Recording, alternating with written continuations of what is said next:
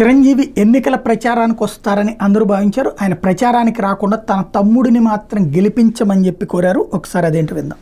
కొణిదెల పవన్ కళ్యాణ్ అమ్మ కడుపున ఆఖరివాడిగా పుట్టిన అందరికీ మంచి చేయాలి, మేలు జరగాలి అనే విషయంలో ముందువాడుగా ఉంటాడు.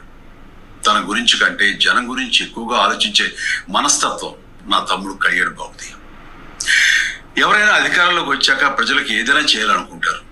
కానీ కళ్యాణ్ తన సొంత సంపాదనని కౌలు రైతులు కన్నీళ్లు తుడిచేందుకు ఖర్చు పెట్టడం, సరిహద్దు దగ్గర ప్రాణాలుండి పోరాడే జవాన్ కోసం పెద్ద మొత్తం అందివ్వటం, అలాగే మత్స్యకారులు ఇంకా ఎందరికో తాను చేసిన సహాయం చూస్తుంటే ఇలాంటి నాయకుడు కదా జనానికి కావాల్సింది అనిపిస్తుంది.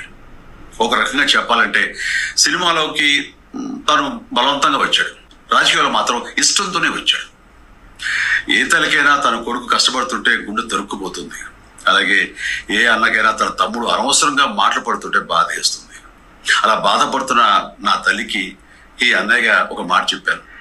నీ కొడుకు ఎంతో మంది తల్లుల కోసం, వాళ్ళ బిడ్డల భవిష్యత్తు కోసం చేసే యుద్ధం అమ్మా ఇది.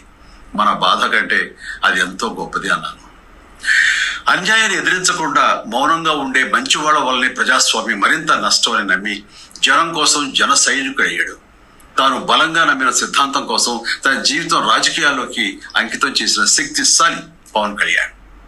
ప్రజల కోసం, రాష్ట్ర భవిష్యత్తు కోసం ఆ శక్తిని వినియోగించాలి అంటే చట్టసభలో అతని గొంతు మనం వినాలి. జనమే జయను నమ్మే జనసేనాని ఏమి చేయగలడో చూడాలంటే మీరు పిఠాపురం ప్రజలు కళ్యాణ్ని గెలిపించాలి. మీకు సేవకుడుగా, సైనికుడుగా అండగా నిలబడతాడు. మీకోసం ఏమైనా సరే కలబడతాడు, మీ కళ నిజం చేస్తాడు.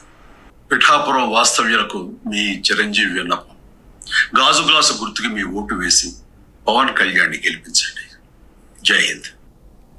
ఇది పవన్ కళ్యాణ్ని గెలిపించమని చెప్పి చిరంజీవి గారు తన సందేశాన్ని వినిపించారు ప్రజలకి.